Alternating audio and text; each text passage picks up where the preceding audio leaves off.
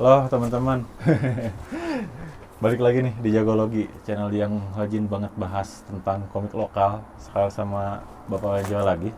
Halo. Kita bahasannya bakalan beda kali ini karena mau bahas salah satu komik yang fenomenal banget di masanya. Ini komik terbit pas saya belum lahir. Aduh, saya jadi malu ketahuan umurnya. Saya kelihatan mudanya berarti. Iya. Nah ini tuh terbit tahun 2000 lagi. Tanggal 26 November 1995. 95. Saya belum lahir. Tadi sejujurnya pas saya baca, kan tadi dibaca dulu ya di dalam. Pas baca agak gemeteran dikit karena takut rusak gitu. Soalnya ini kayaknya artefak nih. Kita bakalan bahas tentang ini. Kalau ada Pak Renja nih, dulu ceritanya bisa punya komik ini tuh gimana sih? Dulu saya sempat gabung di sini, Oh, di si oke. komik nasional ini ya. Komik Nusantara, kemudian komik nasional itu tahun 90-an ya, 90-an ya, gitu ya. Dan akhirnya ini salah satu yang sempat kami rilis gitu ya. Nah, ini yang pertama ini rilis di Pasar Seni ITB bareng komik Kapten Bandung, masih dari studio yang sama, kemudian dari studio Avatar, kemudian ada komik Avatar juga ya, sama Ophir itu dari studio namanya Millennium Millennium. gitu. Nah, dan waktu rilis itu karena bareng, ini jadi salah satu apa ya, milestone perkembangan komik Indonesia tahun 1990-an. Ini salah satu penanda zamannya gitu. Pernah di zamannya. betul. Si komik ini. Yang pertama ini edisi contohnya ya. Masih 4.500 harganya, nanti kalau bisa dilihat ya, nggak dijual. Pak Tamak berapa sekarang? So, ya. Nah, ini edisi yang regulernya. Ini ada preview nomor 2-nya. Nah, sayangnya pas di sini nggak lanjut terbit. Tapi ini halaman-halaman preview yang sudah dikerjakan untuk nomor 2-nya. Gitu. Nah, sekarang gantian saya yang nanya Rifki. Oke. Apa kesan pertama yang didapat setelah baca ini? Karena rasanya seumuran Rifki nggak akrab dengan Betul. dengan komik yang stylenya seperti ini. Iya. Nah, Buat saya yang kesan pertama kali saat pegang komik ini, justru salpok dulu ke ininya, ke atasnya. oh malah kertasnya ya? Kertasnya dulu, karena kan megang gitu ya. Mm. Oh ini agak beda nih. Ini bukan book paper, bukan matte paper. Mm. Nggak tahu nih kertasnya apa. Soalnya agak tipis, licin gitu ya. Oh, Licin gitu. iya, Sama bagus ada juga. kalau dipegang ada kerasa kayak pasirnya gitu ya. Mm. Jadi licin tapi ada teksturnya gitu. Mm. Nah, ini nggak tahu kertasnya apa gitu. Jadi kayak temuan baru juga gitu. Ternyata ada kertas yang kayak gini dulu gitu. Tapi kalau pegang enaknya gitu, emang agak ini ya, agak lemes gitu. Jadi Iya. kalau ketiup angin pasti agak weo gitu. Ya. Terus yang saya notice sih cara buat tuturnya itu beda banget gitu ya. Beda mungkin pakai bahasa Indonesia betul gitu ya. Kita bisa paham artinya betul gitu. Cuman entah apa ada sesuatu yang membedakan gitu cara bertutur cerita Carok ini dengan komik-komik yang sekarang gitu. Entah kayak tadi tuh ada satu dialog tuh apa ya namanya? Sisa satu gitu kan. Penjahatnya sisa satu gitu. Kalau orang-orang zaman sekarang bilang nggak akan sisa satu, kayak satu lagi nih Satu gitu. lagi nih gitu Nah, ya, kayak gitu. gitu ya. Itu kayak oh ini kerasa banget. Ternyata ini rasa dari tahun 90 gitu. Jadi kalau teman-teman ngikutin ya, tahun 9 si komik Indonesia tahun 90-an itu sangat terpengaruh oleh US Comics justru. Oh, oke. Ya. Oleh Marvel, DC, dan terutama oleh Image Comics. Oke. Ya. Iya. Jadi si cara tuturnya, tata tutur visualnya, baik secara tekstual maupun secara visual sangat dipengaruhi oleh itu. nanti kalau teman-teman yang familiar dan atau ingin lihat lagi komik-komik 90-an tuh banyak banget judul-judul yang bagus. Sama banyak judul-judul juga yang penting lah ya kalau nggak dibilang bagus tapi ya dan itu khas banget. Semua tokoh utamanya cemberut. Bete gitu. Ya mukanya tuh kayak muka sembelit gitu ya. Oh. Terus semua cewek-cewek yang kalau berderita mesti pose susah tanya nungging nggak jelas gitu apa. Ini kayaknya nggak mungkin deh orang bener berdiri gini gitu ya. Terus adegan actionnya yang semuanya lonjok ke depan, banyak garis-garis, banyak speed lines gitu ya, yang cara gambarnya apa segala macam itu sangat khas bahasa visual tahun 90-an banget. Grim, gritty gitu ya, suram, gelap, edgy gitu ya, rasanya kayak getir seluruh dunia adalah musuh gitu. Nah itu khas feel komik tahun 90-an banget. Nah aslinya Carok ini justru adalah karakter anti-hero yang diciptakan oleh Peong dan Torik gitu ya. Ada kreator di depannya. Nah kemudian dipopulerkan oleh Torik sampai sekarang, sampai Torik juga sudah berpulang duluan gitu. Dan ini karyanya masih abadi gitu ya. Gitu ya. Nah selain itu apalagi yang Rifki dapat dari baru baca sekilas nih? Nah ya itu tadi tentang gimana dunianya emang kerasa gelap gitu ya.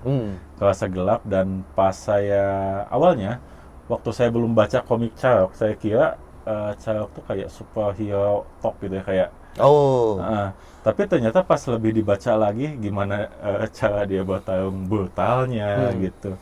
Terus ada sisi manusianya juga, karena di buku yang kedua saya baca tadi, dilihatin kalau si karakter utamanya juga bisa capek gitu ya. Kayak ada manusiawinya juga gitu. Nah sama kayak memang betul dunia itu kayak dipenuhi dengan orang-orang yang kayak mafia kali ya. Kayak yang komplotan penjahat gitu. Komplotan penjahat kemana-mana bawa senjata yang gede-gede. Itu kayak senjata gede-gede. Itu 90-an banget. Senjata gede-gede itu khas bahasa visual 90-an banget, senjata gede-gede. Bahkan dalam beberapa komik itu lebih gede dari orangnya gitu ya. Si senjata.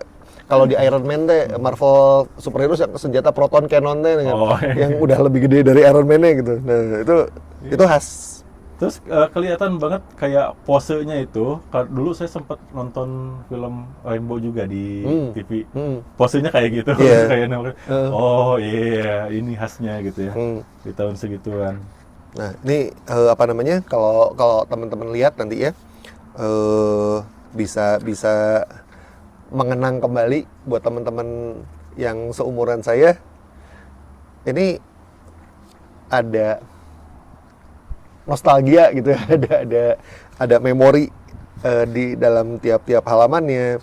Kalau lihat warnanya juga, tata warnanya masih begini gitu ya. Teknologi tata warna, teknologi cetak gitu ya, yang kayak gitu, yang kayak Rifki bilang, kertasnya masih beda, apa segala macem, dan bahasa visualnya juga beda. Nah, baru di tahun-tahun segini, teman-teman yang aliran manga juga udah banyak. Oh, udah banyak.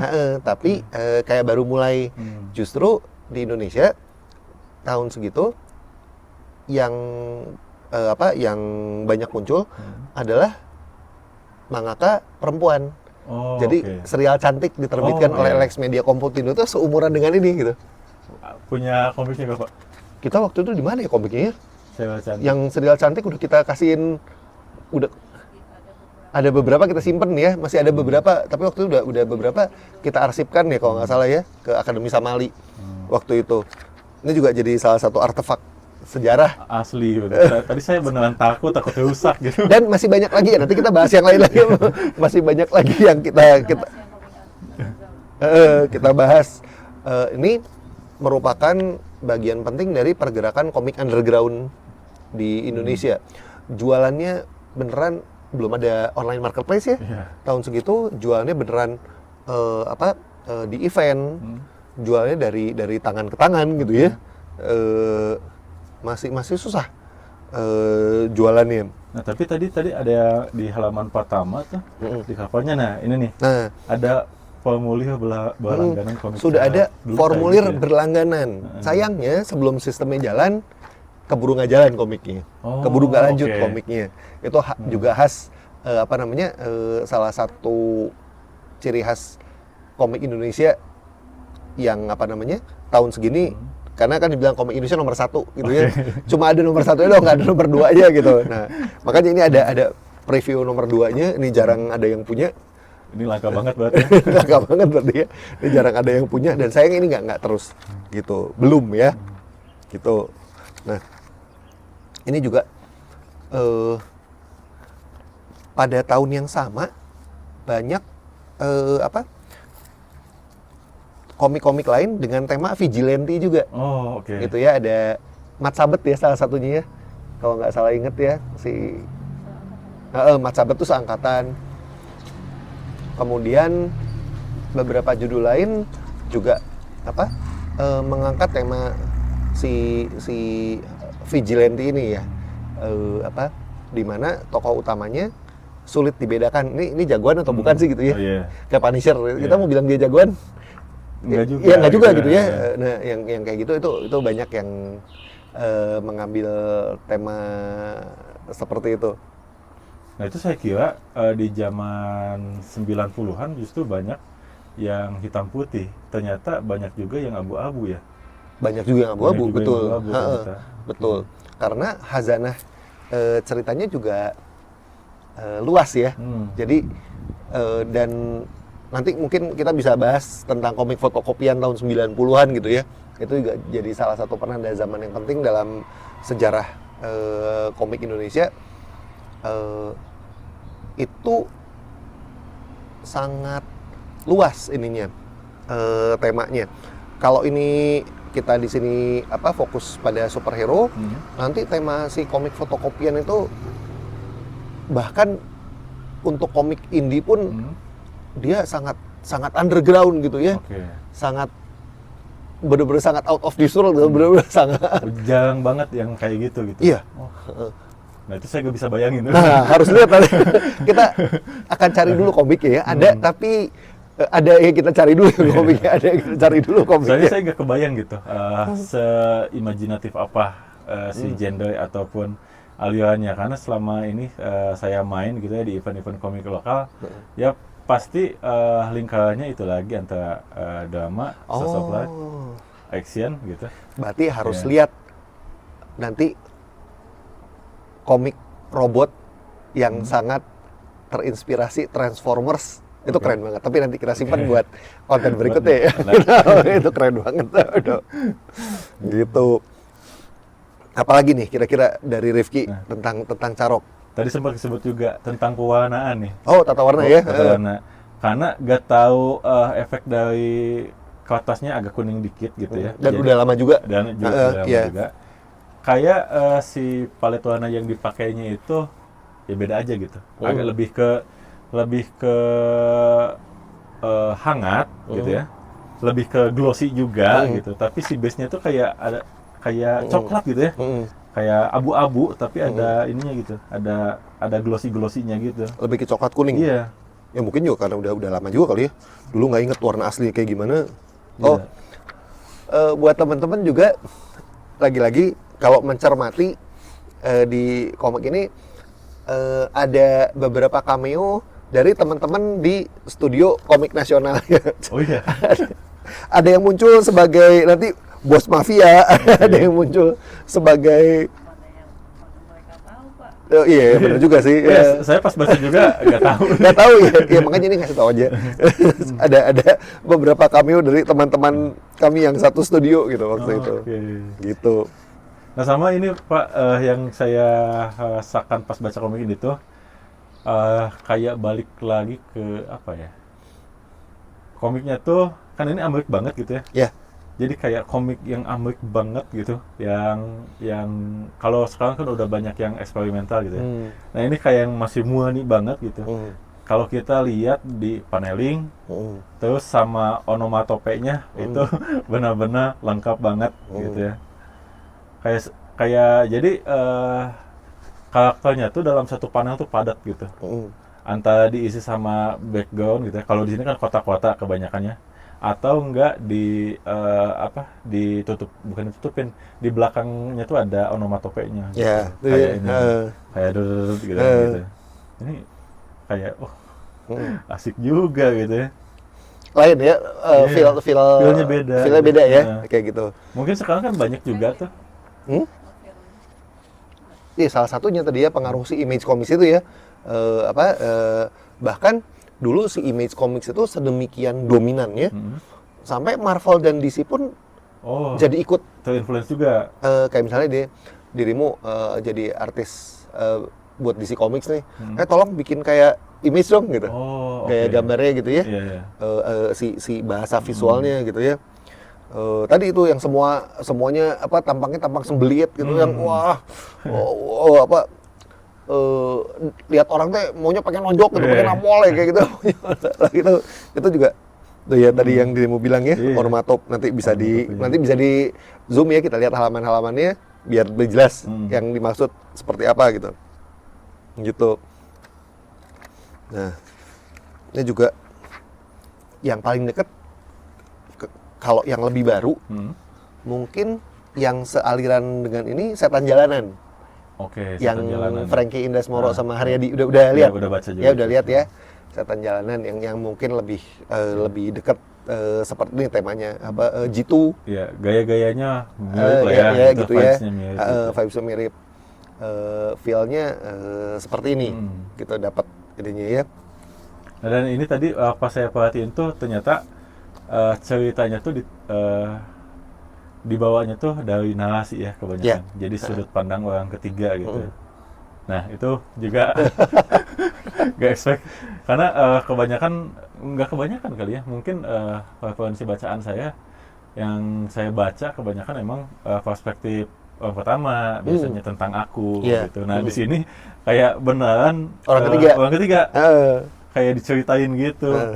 Jadi buat teman-teman yang ingin menggali lebih dalam tentang komik-komik Indonesia, nanti mungkin kita bisa lebih ini lagi ya. Kita lihat dari dulu sampai sekarang Ada apa aja lagi? ada apa lagi sih komik yang dulu teh kayak gimana sih gitu ya, yang kayak gitu-gitu. Tadi review udah bilang ini umurnya lebih tua dari dia. Umurnya lebih tua dari dia lagi. Ini jadi salah satu penanda zaman yang paling penting ya dalam ini perkembangan komik Indonesia. Kalau sekarang yang ambil tema-tema seperti ini, si superhero yang vigilante gini siapa ya? Kayaknya kalau superhero vigilante gitu ya. Atau mah vigilante aja deh gitu yang lebih Apalagi ya? Apalagi ya? Kalau Naraka sih kayaknya bukan ini sih. Naraka mirip sih. Naraka mirip, cuman motivasinya cukup berbeda. Beda kan? ya. Naraka cukup mirip. Mungkin bisa satu genre yang sama gitu ya. Iya. Si Naraka ya. Sama spin-off-nya Biru. Oh ya, yang Warik kali ya. Warik ya. Warik. Nah, benar Warik. teman-teman. Gary Gastoni itu juga komikus yang keren banget ya. Dia juga tema vigilante dalam komik juga, Warik ya. Jadi kalau yang udah pernah baca Warik, mungkin kalau baca Carok udah lebih akrab. Iya. Gitu ya. Tapi bahasa visualnya udah beda ya. Udah beda bahasa visualnya. Berarti harus baca Warik juga sih. Tapi spiritnya mirip gitu loh. Mirip ya. Carok sama Warik. Masih karena mungkin sama Gary juga masih relatif sezaman. Gitu. Oke. Jadi masih mirip. Ya Warik tuh contoh yang bagus ya buat ini ya. Iya. Fun fact-nya adalah Gary Gastoni jadi komikus gara-gara komik ini. Carok. Dia gara-gara komik ini yang dia bilang waktu dia baca ini itulah hari lahir dia sebagai komikus gitu. Okay. Nanti bisa dicek ke Gary Gastoni langsung. Benar-benar ini penanda zamannya Carok. Gitu. Nah, apalagi tadi Warik bener tuh contoh yang bagus ya buat zaman sekarang, buat teman-teman yang lebih akrab mungkin ya. Yang di itu juga komik-komik bikinan Lolo Biru yang Iya. Iya ya. Ya banyak tapi Banyak ya di komik-komiknya Lolo Biru. Iya. terus Oh, tapi kalau itu NPC. memang ini sih kebanyakannya emang superhero yang Heeh. emang. Oh, sama yang itu teman-teman apa? Sarang semut ya? Oh, nah itu saya belum baca. Oh, yang sarang semut ya? Heeh. Sarang semut. Itu juga apa ada beberapa yang tema-tema vigilante ya. Vigilante. Apa cakram yang kayak gitu yang aku inget judulnya gitu. Jadi si tema vigilante juga selalu apa menarik ya. Rasanya kayak kita apa ya? Mungkin ketidakpuasan terhadap sistem gitu ya yang dilampiaskan Iya. dilampiaskan melalui komik gitu ya. Kalau saya sih ngerasanya kayak lebih realistis aja sih gitu.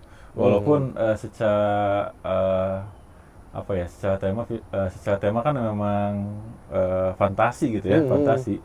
Cuman yang punya cerita abu-abu itu terasa lebih realistis aja karena kadang-kadang ada keresahan di diri kita yang akhirnya tuh diceritakan kembali lewat komik-komik yang bahasanya abu-abu kayak gitu. Masuk akal sih. Dan rasanya semakin apa ya, semakin kita dewasa, biar nggak nyebut saya tua gitu maksudnya. Semakin kita dewasa, kita semakin mengerti kenapa dia melakukannya gitu ya. Ada alasan, ada motif. Iya, gitu. kita nggak bilang langsung itu ngejudge. betul, Iya. nggak bilang itu kelakuan yang betul, tapi kita nggak langsung lu salah gitu Iya, kan. emang Kayak- jadi ya ada karena lebih begini relate gitu. ya. Betul. Jadi lebih relate. Ada motif kenapa dia melakukan sesuatu dan kenapa dia memilih cara seperti itu untuk Betul. melakukannya gitu ya. Tapi kalau misalnya ada orang yang nanya ini dijual di mana, kayaknya udah nggak ada. Udah nggak ada. Udah jangan berharap ya. Mohon maaf, mungkin masih bisa nemu di toko-toko kolektor gitu ya. Iya. Kayak apa Pustaka Kalyana yang gitu-gitu ya. Di online marketplace mungkin masih ada. Para kolektor juga mungkin teman-teman yang apa kolektor komik US juga mungkin beberapa masih nyimpen, apalagi kolektor langitan. Salam kenal salam Halo. kangen buat teman-teman kolektor langitan gitu ya. Biasanya sih menyimpan. Mungkin harga kalau nggak akan dijual. Nggak akan kali ya, dijual. nggak dijual. Oh, nggak akan dijual. Ya. Kayak nawar mungkin tawar mahal juga nggak Iya. dijual gitu. Sayang banget gitu. Sayang banget. Oh. Ini aja udah kena air sedikit tuh kan bawahnya. Tuh. Ini agak bergelombang gitu. Nah, tapi ini teh kami punya dua bocoran. Kami punya dua. Saya punya satu, istri saya punya satu. Nah, tinggal dicari aja ada di mana gitu. Tinggal dicari ada di mana. Semua. Lelang dibuka kapan? Enggak, tapi nggak akan dijual, nggak akan dilelang. Nah, yang pertama ini kan edisinya Ini yang nomor 0 sebetulnya edisi contoh. Nah, di sini kan masih grayscale ya, Iya. hitam putih. Sementara yang di sini yang sudah diterbitkan oleh Dian Rakyat di sini berwarna. Nah, feel-nya gimana waktu pindah dari baca yang hitam putih ke yang warna? Jujur agak beda kelihatannya. Oh. Karena yang pertama tuh lebih apa ya? Yang di buku pertama ini banyak karakter-karakter komik di Indonesia atau ilustrator di Indonesia tuh yang stylenya udah mirip Si grayscale ini ya malah ini ya. Iya. Tapi kalau yang di pertama ini kayak, ini beda, udah beda gitu, lebih unik gitu. Padahal yang gambar sama kali ya. Yang gambar sama. Oke. Yang di kedua ini tuh, kalau misalnya kita lihat, kayak lebih rough gitu ya si line artnya tuh, lebih bergerigi gitu. Tuh sama. Kalau kita lihat nama-namanya, coba lihat deh di depan. Kan Torik, Peong, Hilman. Torik, Peong, Hilman. Tapi line artnya beda gitu. Line artnya sama, mungkin karena apa? Beda warna, jadi kelihatan udah dikasih warna begini. Jadi beda kali ya, Oke. kelihatannya ya. Iya. Oh, sama persis. Yang ini teman-teman kalau tahu ada kayak ini ya, kayak ada efek high pass-nya gitu. Jadi di luar line art tuh ada garis tipis yang terangnya gitu. Oh ya, Ya kan? Jadi kelihatan nambah dimensi ya. nambah dimensi gitu. Mungkin nanti seiring kita bahas komik-komik tahun 90-an lebih lanjut, malah mungkin ada temuan-temuan dari Rifki malah. Iya, Ya, boleh. karena ada apa ya? Perspektif yang lebih fresh ya jadinya ya, yang cara pandang yang baru, cara melihat barang yang baru. Iya. Bisa jadi karena saya hidup di sini dan menjalaninya, hal-hal seperti luput dari saya, tapi mungkin nanti justru kelihatan sama Rifki gitu. Karena saya masih polos ya. Masih polos. Kayak buku catatan, masih polos kata Benyamin. Iya. Jadi ya pasti biasnya berkurang karena memang Lebih objektif. Iya. betul. Jangan khawatir, masih banyak komik-komik keren lainnya yang nanti kita akan bahas ya. Siap. Bongkar-bongkar peti harta karun dulu. Yang jelas ini satu periode komik Indonesia yang sangat menyenangkan. Asli. Kalau buat saya. Oke. Gitu. Sip, itu aja kali ya Gitu aja dulu. untuk video kali ini, teman-teman. Tadi udah dikasih bocoran. Ada beberapa komik lagi yang mau kita bahas. Jadi pastiin buat subscribe ya. Saya sama ke teman-teman kalian juga. Oke. Makasih udah nonton sampai akhir ya. Dadah. Dadah.